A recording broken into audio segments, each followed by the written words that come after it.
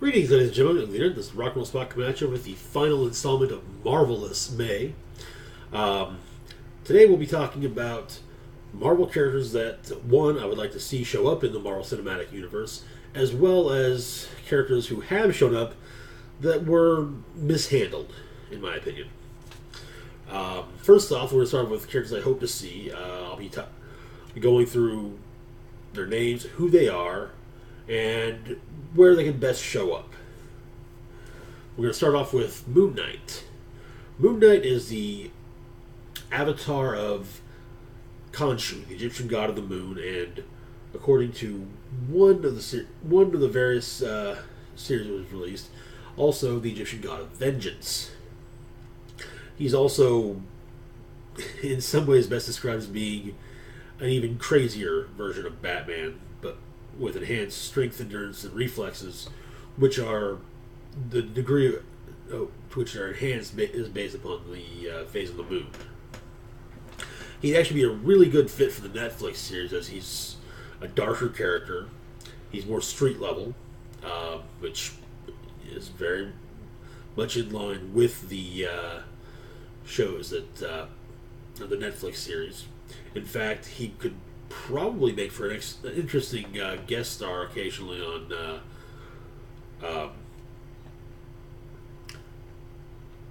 Daredevil, as kind of a means of showing Daredevil, hey, if you're not careful, you could go down this route. I guess this guy is quite nuts. Next up, Taskmaster. Taskmaster is a mercenary who has a tendency to A, take mercenary jobs himself, and B, train foot soldiers and other villains, and occasionally heroes. He's often been hired by Hydra. He also has photographic reflexes, which makes him quite the teacher. Now, what that means is that he can see someone do some physical act and then mimic it perfectly. For example, he can watch a Bruce Lee marathon and mimic every single martial arts move in those movies, even the more outlandish ones. He'd actually be a really good fit for at least Agents of S.H.I.E.L.D. or Captain America movies, due to his ties to Hydra and Red Skull and so on and so forth. Now, on a side note, if it's kind of it would kind of suck to see.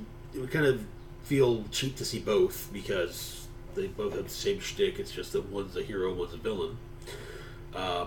There's a heroine by the name of Echo, who, again, street level,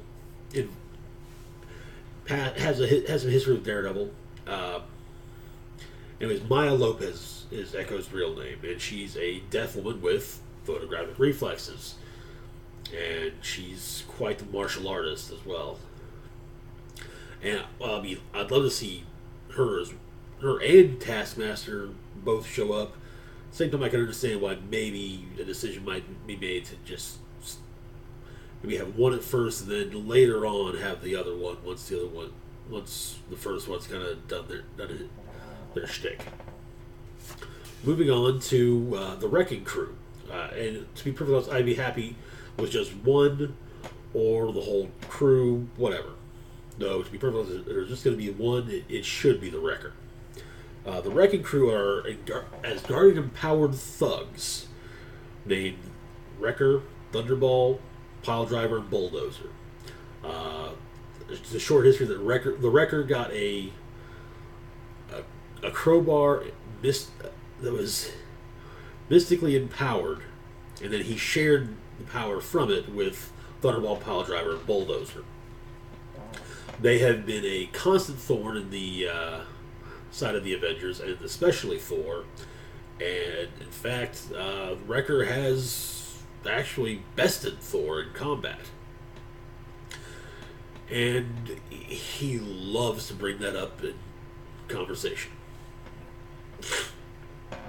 Which is kind of understandable, honestly. But, in all honesty, now I mentioned that they are thugs. But which, yes, just because they've got Asgardian level power doesn't mean they're trying to help people take over the world. Well, sometimes they are, but these are guys that, in all honesty, they'll just do a bank job. You know, punch a hole in the wall of a bank, drag the vault out. That's that. Moving on to Marvel and, by extension, his children, Genus and Phyla. Marvel was a Kree soldier slash spy and also an honorary Avenger. He has extensive ties with Carol Danvers, who is currently operating as Captain Marvel. In fact, Captain Marvel was the name he used as a superhero on Earth. His kids were heroes as well. Genus was a hero on Earth, mainly as a member of the Thunderbolts, but beforehand also worked by himself. And his daughter Phyla operated more often not in space, and in fact is an on-again, off-again member of the Guardians of the Galaxy.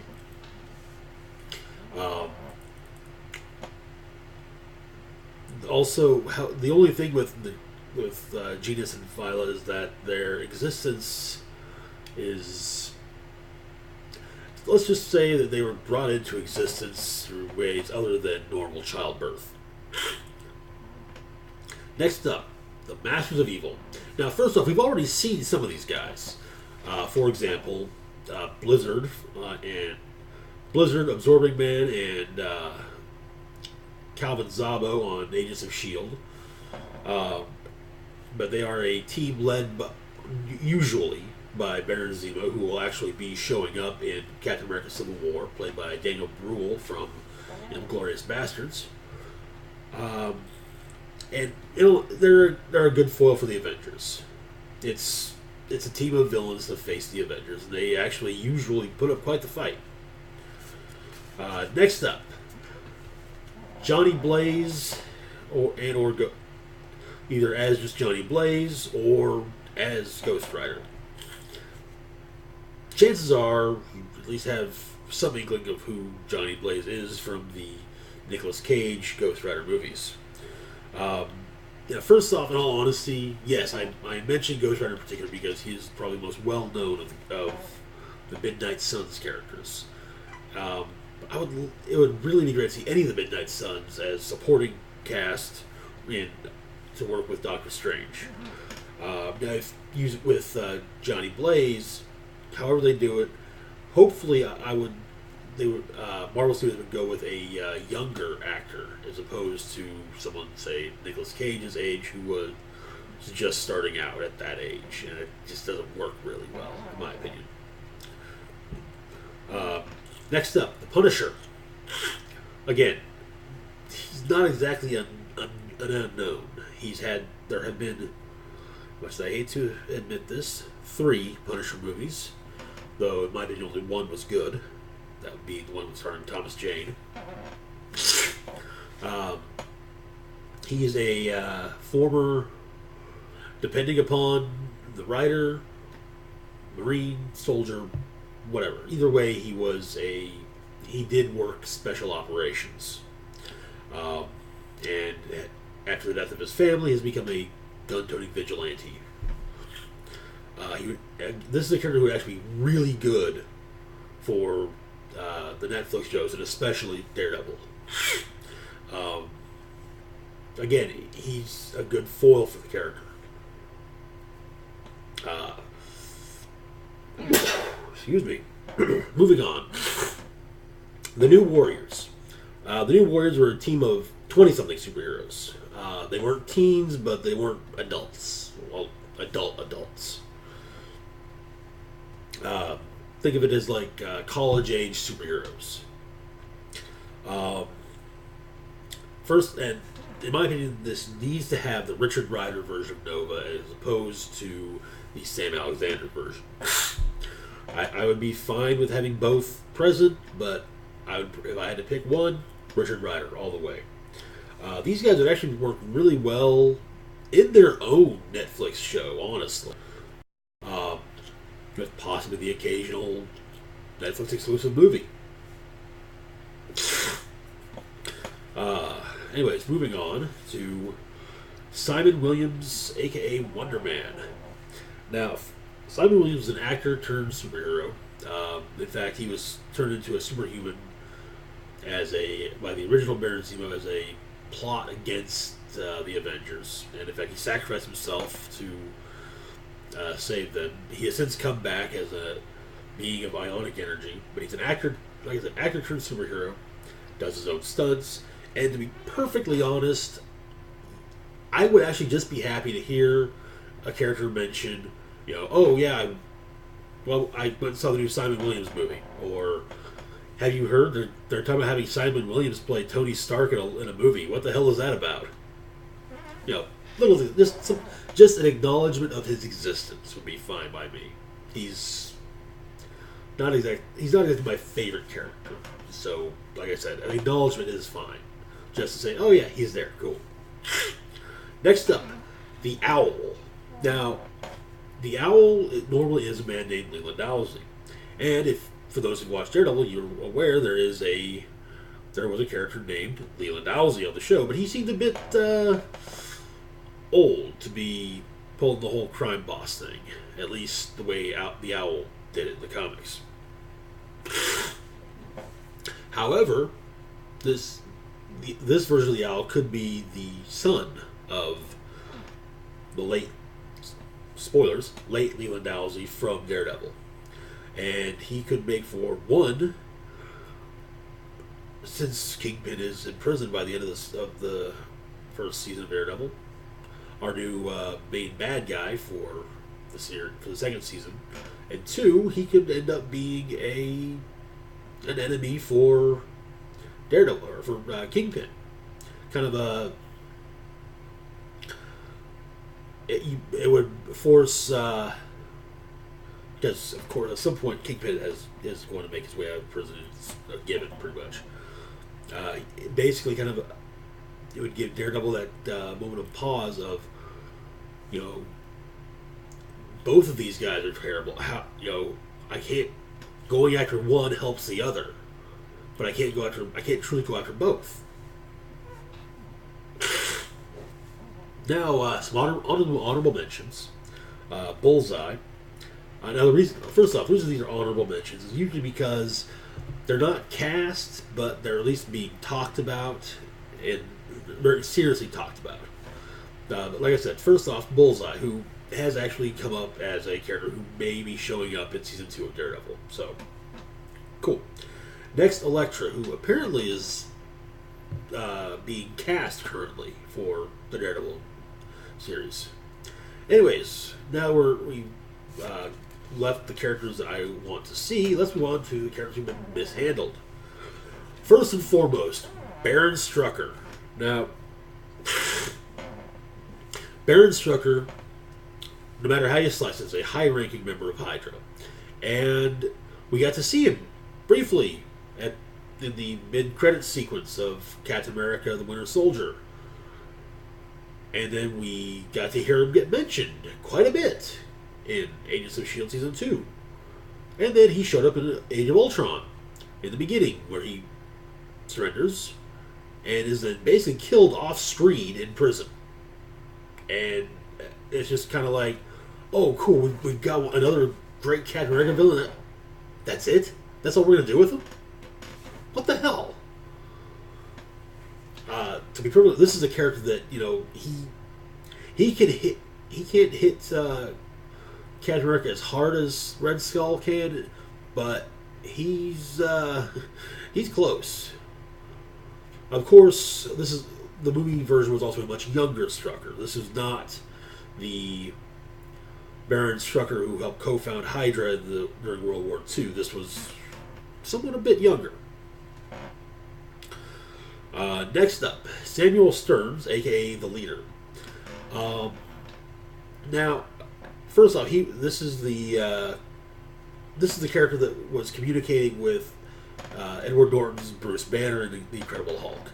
Last we saw of him, he had an open head wound and a drop of gamma-irradiated blood fell into said wound, and his head seemed to begin to mutate. And that's all we've seen of him. Now, it's kind of understandable that we haven't seen anything from him since, because Marvel Studios really hasn't done anything with the Hulk aside from the Avengers movies and that brief appearance at the end of Iron Man 3. So it's understandable, but it still sucks. I mean, again, at least a mention that something is going on with him. Or he could have been broken out during the whole Hydra shit show from the end, after as a result of the end of Winter Soldier. But either way, we haven't seen him, and it kind of sucks. Next up, Arnim Zola. All right, now Arnim Zola was not entirely terribly used. It's just that in First Avenger, well played, you know. Then in Winter Soldier, he's in a computer now. Now here's the thing. In First Avenger, looking amongst the blueprints that we see are one of a robot body, which is basically the body that he uses in the comics. Here's actually an action figure of said body. Now, as you can see, you had the screen which would have Zola's face in it here, and then this to see and whatnot. But it's goofy. I'm not gonna lie, it is really goofy. But it could be made. It's the kind of thing where we see the blueprints and then we don't see the body. It was a missed opportunity, in my mind at least. Next up, Donnie Gill, aka Blizzard. Donnie Gill was introduced in Season 1 of Agents of S.H.I.E.L.D. He was a student at the S.H.I.E.L.D. Academy who basically, through an experiment in cryonics, developed ice manipulating powers. And by the time everything had gone down, he was on his own, and eventually he was shot and killed, and that was that. It was just a really it was a letdown. Now, this is a character who could have eventually become a member of the Masters of Evil, and two, could have ended up also as a member of a team of reforming villains, and could have reformed and become a not so bad guy. Anyways, finally, Quicksilver. Now, first off, Quicksilver was actually pretty well done in Age of Ultron, but killing him off, well, yes, it gives you that whole, the constant, oh yes, we killed an important character in each Avengers movie. Well, that's great, but this is the kind of thing that could have led to some interesting moments down the road. Of course, more speed effect stuff. Possibly meeting Crystal of the Inhumans, and maybe even marrying her as he did in the comics. Also, it's going to be kind of odd to see the Scarlet Witch at this point in time without Quicksilver by her side, or even being able to get in touch with Quicksilver. But whatever, I guess. Anyway, that is all I've got for today. As always, feel free to like, share, and subscribe. We'll be back on Wednesday with Weekly TV Roundup. And follow me on social media. Links to my Facebook and Twitter are on the box down below. Rock and Roll Spock signing off, saying live long and rock hard.